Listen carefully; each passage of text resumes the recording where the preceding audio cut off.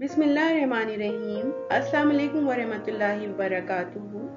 उर्दू कवायद में आज हमारा मौजू है रमूज़े औकाफ। रमूज़े औकाफ का मतलब होता है तहरीर में इस्तेमाल होने वाली अलामतें, जैसे वक्फा, खत्मा, सवालिया निशान, इस्तिजाबिया, वावेन और कौसैन।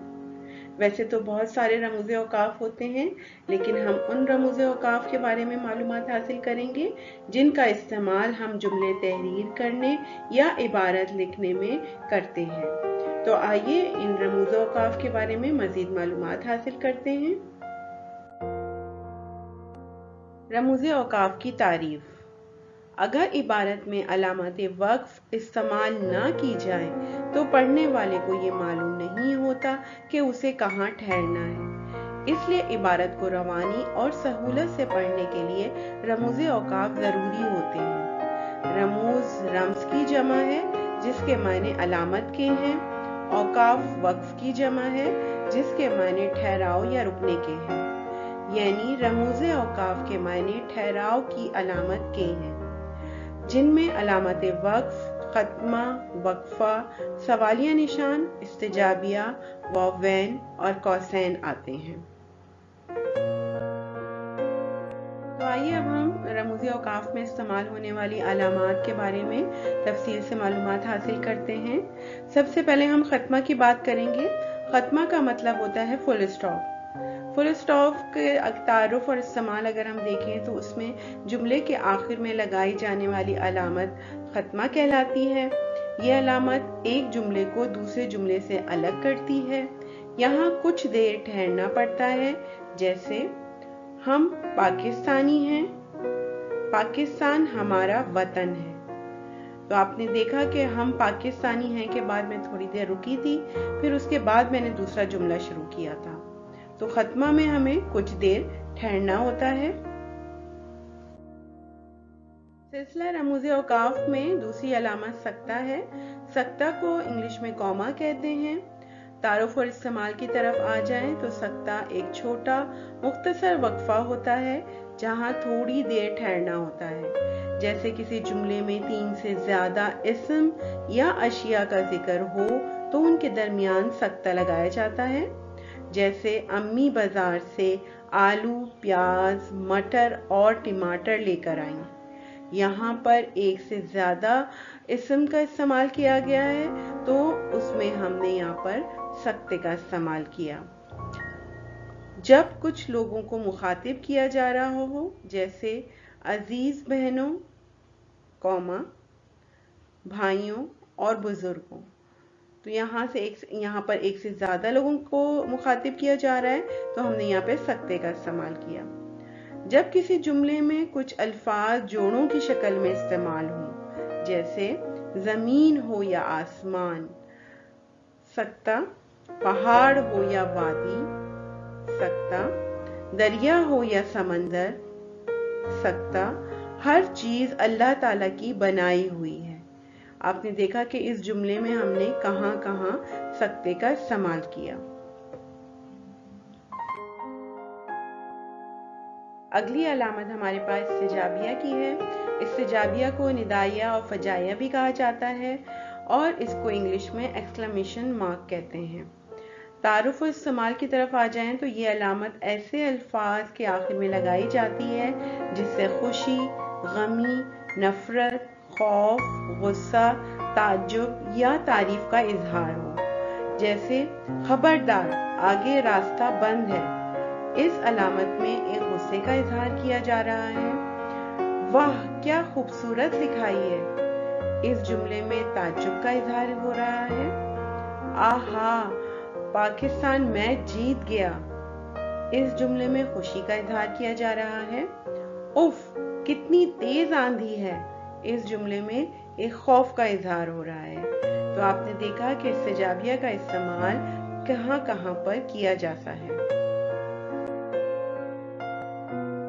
अगली अलामत हमारे पास सवालिया निशान की है, जिसको इंग्लिश में क्वेश्चन मार्क कहते हैं। तारुफ व इस्तेमाल की तरफ आ जाएं तो ये अलामत कोई सवाल पूछने या किसी चीज के बारे में जानने के लिए इस्तेमाल की जाती है। अगर जुमले में हुरूफ इस्तिफाम यानी क्यों, क्या, कौन, कहाँ, कैसे, कब हों तो ये अलामत जरूर लगाई जाती है। सवालिया जुमले के इख्तिताम पर सवालिया निशान भी जरूर लगाया जाता है, जैसे आपका क्या हाल है। अब इस सवाल में हमारे पास हुरूफ इस्तिफाम मौजूद है तो हम इसके आखिर में सवालिया निशान भी जरूर लगाएंगे। इसी तरह अहमद कहाँ जा रहा है, यहाँ पे कहाँ मौजूद है, इसलिए यहाँ पर सवालिया निशान जरूर लगेगा क्योंकि ये सवाल पूछा जा रहा है। हमारी अगली अलामत वावेन है। वावेन को कोटेशन मार्क भी कहते हैं। तारुफ और इस्तेमाल की तरफ आ जाएं तो ये अलामत किसी की कही हुई बात या मुकालमे को उसी के अल्फाज में लिखते वक्त जुमले के शुरू और आखिर में लगाते हैं। जैसे हजरत मोहम्मद सल्लल्लाहु अलैहि वसल्लम ने फरमाया, तुम में से बेहतर वो है जो इल्म सीखे और सिखाए। यहाँ पर आपने देखा कि हमारे प्यारे नबी हजरत मोहम्मद सल्लल्लाहु अलैहि वसल्लम का कौल है, यानी उन्होंने फरमाया है कि तुम में से बेहतर वो है जो इल्म सीखे और सिखाए। किसी की कही हुई बात को वावेन के अंदर लिखा जाता है। यहाँ पे हमने वावेन शुरू किया और हम यहाँ पे हमने वावेन का इख्तिताम किया। इसी तरह अगर हम दूसरे जुमले की तरफ आ जाएं तो नानी जान ने कहा, बेटा दिल लगा कर पढ़ा करो। अब नानी जान की कही हुई बात को हमने यहाँ पर उसी तरह से लिख दिया और वहां पे हमने वावेन लगा दिए। इसी तरह अगली मिसाल है हमारे पास, एक बुजुर्ग का कौल है, दाना वो है जो कम बोले और ज्यादा सुने। तो यहाँ पर भी हमने वावेन का इस्तेमाल किया क्योंकि ये एक बुजुर्ग की कही हुई बात है। जिसकी भी कही हुई बात होगी हम उसको वावेन में तहरीर करेंगे। हमारी आखिरी अलामत कौसैन की है। कौसैन का मतलब होता है ब्रैकेट। तारुफ और इस्तेमाल की तरफ आ जाएं तो वो अल्फाज जिनका असल इबारत से कोई ताल्लुक ना हो मगर वो किसी लफ्ज या जुमले की वजाहत के लिए इस्तेमाल हो। जैसे अहमद कल मेरे घर आया। अब अहमद कौन है, पढ़ने वाले को बताने के लिए कि अहमद कौन है, अहमद की वजाहत करनी होगी हमें, तो हम उसको कौसैन में लिखेंगे जो मेरा हम जमात था, ताकि पढ़ने वाले को समझ आ जाए कि अहमद कौन है। इसी तरह दूसरे जुमले की तरफ आ जाएं, मैंने अपनी सालगिरह पर सारा को, अब सारा कौन है हमने कौसैन में लिख दिया, जो मेरी बहन की दोस्त है, भी बुलाया था, ताकि पढ़ने वाले को समझ आ जाए कि सारा कौन है और उसको जो बुलाया था तो क्यों बुलाया था, क्योंकि वो मेरी बहन की दोस्त है। तो आपको बहुत अच्छे से कौसैन का इस्तेमाल आ गया होगा। अब हम जांच की तरफ आ जाते हैं। हमने जितने भी रमूज़ व औकाफ पढ़े हम उसको किस तरह जुमलों में इस्तेमाल कर सकते हैं या हम किस तरह उनको इबारत में इस्तेमाल कर सकते हैं। तो आइए देखते हैं। बच्चों, आपने देखा हमने किस तफसील से रमूज़ औकाफ के बारे में मालूमात हासिल की। जैसा कि मैं आपको पहले बता चुकी हूँ कि हमने उन्हीं रमूज़ औकाफ के बारे में तफसील से मालूमात हासिल की है जिनका इस्तेमाल हम जुमलों में या इबारत की लिखाई में करते हैं।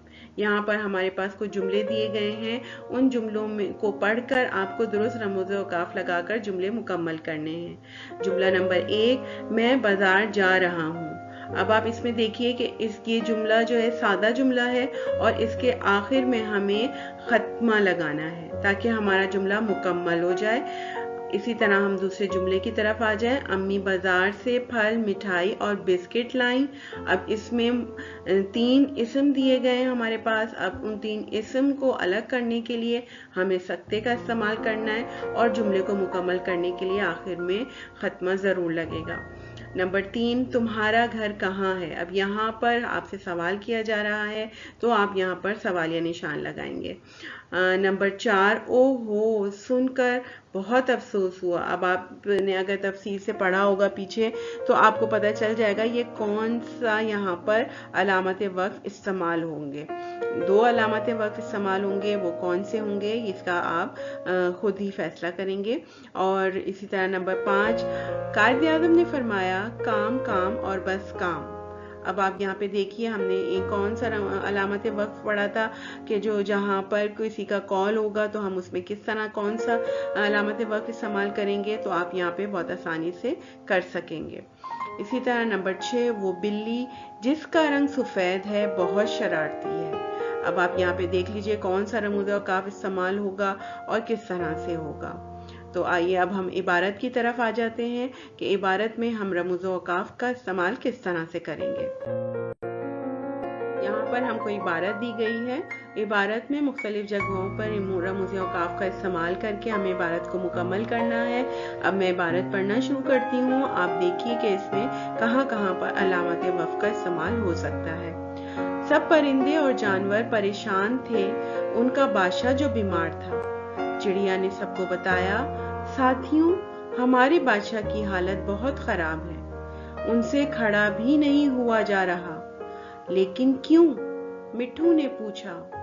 चिड़िया ने कहा, दोस्त, बादशाह को बहुत तेज बुखार है, तुम जाओ जल्दी से डॉक्टर बंदर को बुला लाओ। मिट्ठू ने कहा, क्या तुम्हें पता है डॉक्टर बंदर इस वक्त कहाँ होगा? अच्छा, मैं जाता हूँ। सब जानवर मिलकर दुआ करें। तो यहाँ पे आपने देखा कि हमारे पास एक इबारत है और उसमें बहुत सी जगहों पे हमें मुख्तलिफ अलामत वक़्फ़ का इस्तेमाल करना है। तो आप इसको ज़रूर कीजिएगा ताकि आपको रमूज़ औक़ाफ़ की अच्छे से पहचान हो जाए। मुझे उम्मीद है कि आप लोगों को ने बहुत अच्छे से सीख लिया होगा कि कहाँ पर और किस तरह से रमूज़ औक़ाफ़ का इस्तेमाल किया जाता है। अगले सबक के लिए मुझे इजाज़त दीजिए। अल्लाह हाफ़िज़।